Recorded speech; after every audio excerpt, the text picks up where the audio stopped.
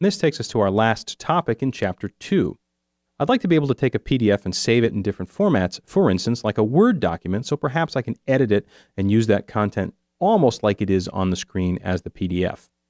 Let's make this full screen so we can see the whole PDF, and also zoom out so that we can fill the whole page. You can see that we have a document here, and it has a couple of logos at the top, and it has some content that's listed down on the page. I'd like to be able to use this in Microsoft Word. Now I could select all the copy like we saw before, and then copy it and paste it into Word. But Acrobat has a great feature that allows you to take a PDF and to save it as a Word file directly, and then you can use it as a Word file. So let's go ahead and do that. I have my document right here, and it's all open. I'd like to deselect any content, so click on the page in a place where there isn't anything, and that will deselect that selection that we had from the find. And under the File menu, you'll see Export. I'd like to export this document as a Word document. I could also choose rich text or any of these other formats that are listed here, but right now I'd like to pick Word. I'm going to save it into Chapter 2, which is where we started. It's going to go into a Microsoft Word document, and we have some settings that we should take a look at.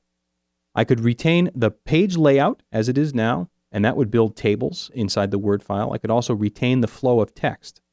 I'd like to also regenerate tags to optimize that layout, so if the document has tagging, and tagging tells Acrobat how to connect different text blocks so that it's easy to flow from one to the other. You'll notice when we selected, the selection goes across the entire area, and we want that to be maintained when we move to Word.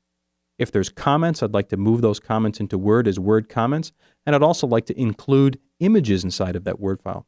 So everything is ready to go. All I have to do is click OK. Now my settings are established, and I can click Save, make sure it says .doc on the end, you Macintosh users, and now we're good to go. Save, off it goes.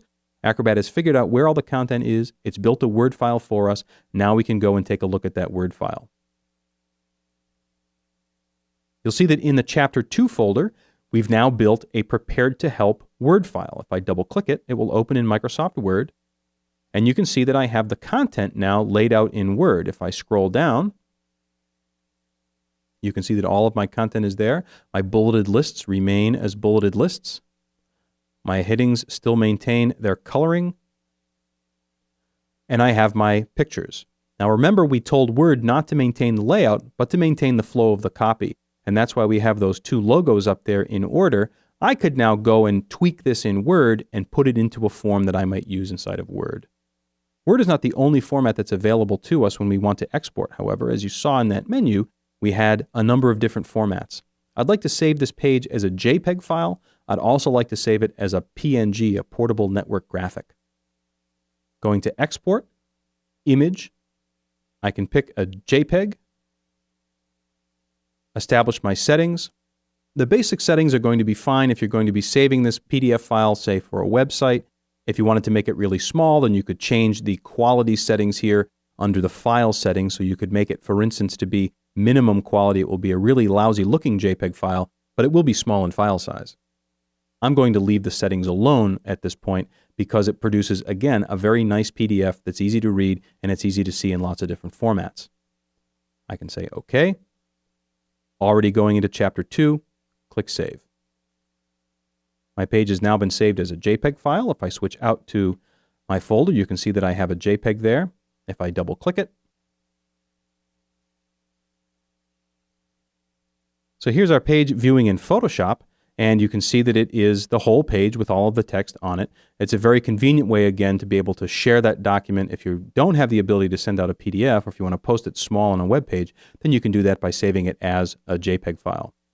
We'll do the same thing as a portable network graphic. That's another very common format that a lot of people use for posting things on the web and also for interacting with Microsoft Office applications.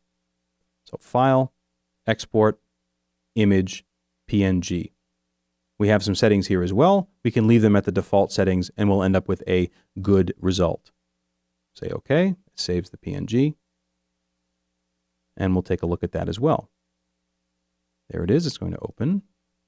And we can put that on our web page as well. So we have a lot of options for taking these PDF pages and PDF content and posting them to different types of formats simply by using Acrobat to export to a Word file, to export to a graphic file. As you saw, there are a number of other formats there. We're not going to look at those in detail. Just suffice it to say that there are a number of other formats that you can use. You can always go to the help system and find out which of those would be appropriate for the particular task at hand. That takes us to the end of Chapter 2, and we look forward to seeing you in further chapters.